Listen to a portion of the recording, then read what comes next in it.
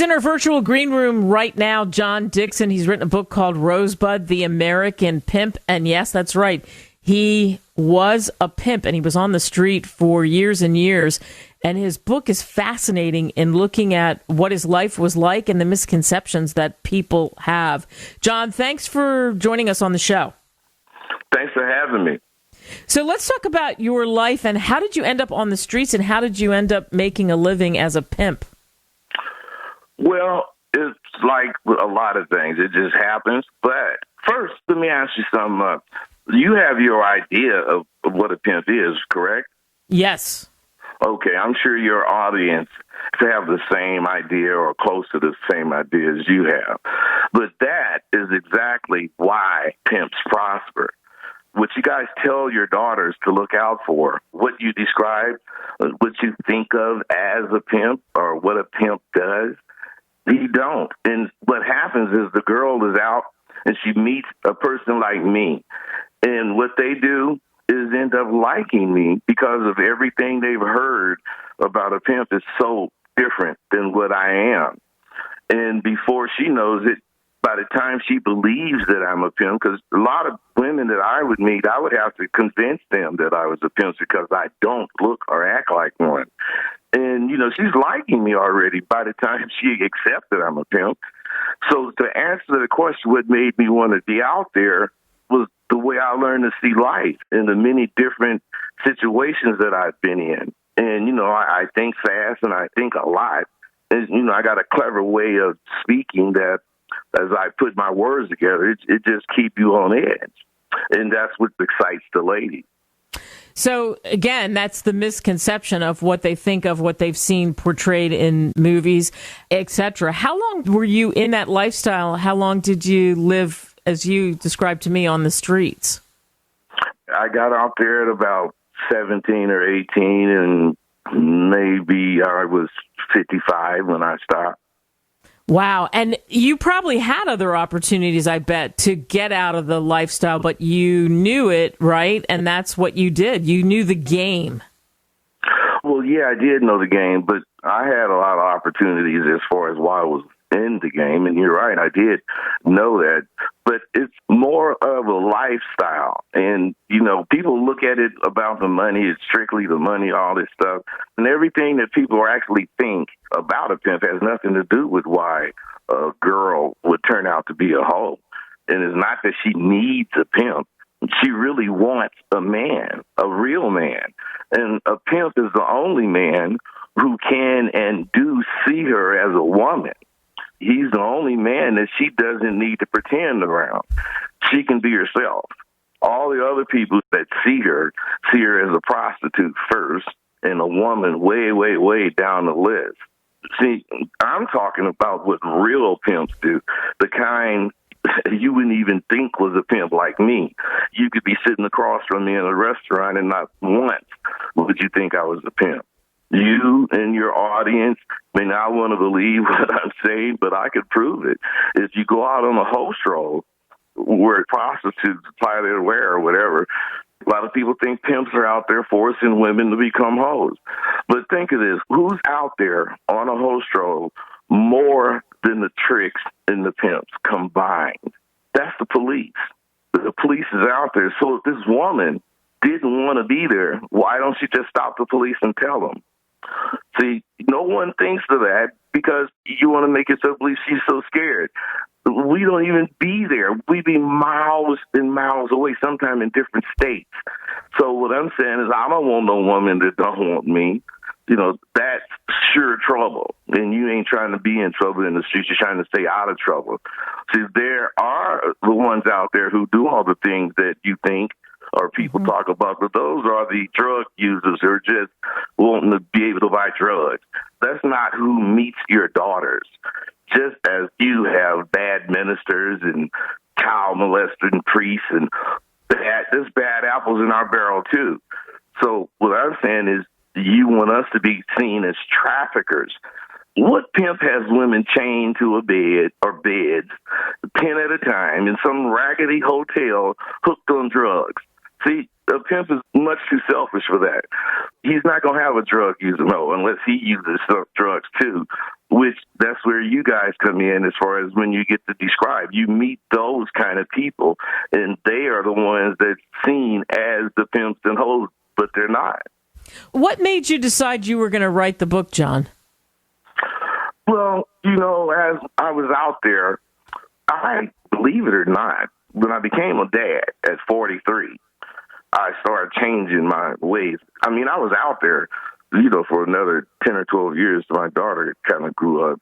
But what I'm saying is the way I speak and the way I think of things and how vivid I have to explain whatever I'm explaining to this woman, it's like you're writing when you talk to somebody. You speak in a sort of cadence, and it's not that you try to rhyme or anything, but the words come together like that. And before you know it, you're spinning some yarns that really is good. And I just took that to the writing. Of course, I thought I had a pretty exciting life, so that's what I wrote about first. But that wasn't really good writing to me. That's where Rosebudd the American Pimp came from. I just thought I could write, so I started writing it. But what that actually did was show me that I could write, and I needed to write some different kinds of stories, not no pimp stories. That's the only book I wrote like that. I got 20 books. And, from religion to vampires to, inventors, I got a lot of different books.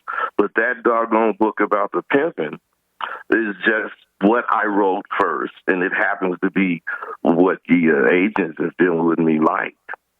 Yeah, because it's unusual to have the real truth from your perspective of what you saw and what people think, what you're talking about, how it's so different from what people imagine, especially with the confusion over trafficking as you described it. Is that what you hope people take away from the book? That what it was really like and what life was like on the streets and all of that? There's a couple of things I really want. That's one of them. I do want them to see the life. People don't think that there's a justice or anything like that, but there's a court system we have. Me and this other guy is having words. We're about to start fighting or have some kind of gunplay or whatever, and we call it a pimp court. And we say we're going to have a pimp court. And then what would happen, we'd set a time. Me and the person would be there. We would defend ourselves, and a lot of pimps and hoes would be there to hear what's going on. And we have chosen one guy as a judge, and when we state our case and they hear everything and they make a decision, me and that guy, in order to remain in the game and be respected, we have to go along with what was decided. I mean, people don't think that kind of stuff go on in the street. And the women out there, more than anything, they want to be with a pimp because the pimp actually sees and knows them. They really and truly cannot be themselves with any other type of man. That man is going to see her as a prostitute or a whore or whatever he see her as first. Whereas a pimp, when he come in, a lot of you guys don't know this. Pimps, when they come in, they don't even be asking for the money or looking for the money like everybody thinks, where's my money, girl or whatever you call her. Mm-hmm. No, you see your woman and you start talking to her like, hey, girl, what's that? And you give her a hug, whatever. And you guys start out like that for the evening.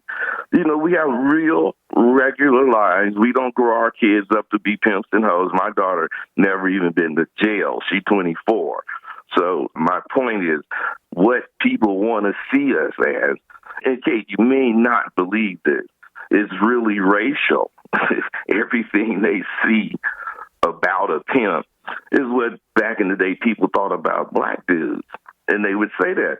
And all they have to do is bring it to any type of racial point, and you'll see what I'm talking about. Because did you know in the street, the police, when they getting ready to raid or sweep the stroll and take all the hoes, they ride up to the white girls and tell them, you better get off the streets, we finna sweep.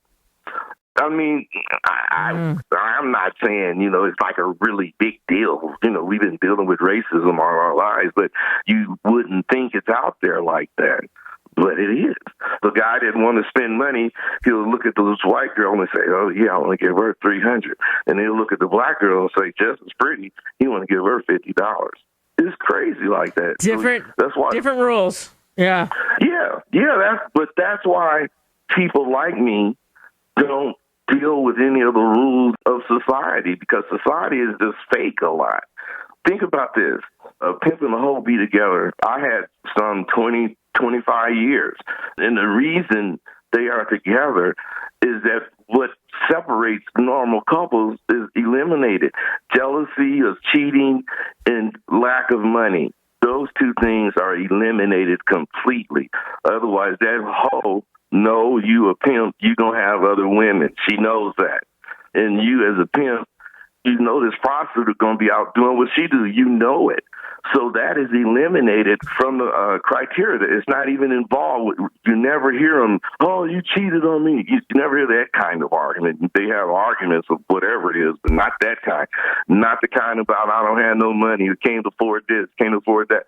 Those are gone. It's really about you and that woman at that point. All right, so to learn more of these stories and what it's really like, as John is saying, because he's giving you the unvarnished version, Rosebud the American Pimp, it's on Amazon.com. John, thanks. We're out of time. Okay, well, they can also get RosebudTheAuthor.com, or you can catch me at AskRosebud@gmail.com. And remember, my name has 2 D's in it for a double dose of this conversation we're having. That's funny. Hey, thanks, John. Thank you, Kate. I really appreciate you calling.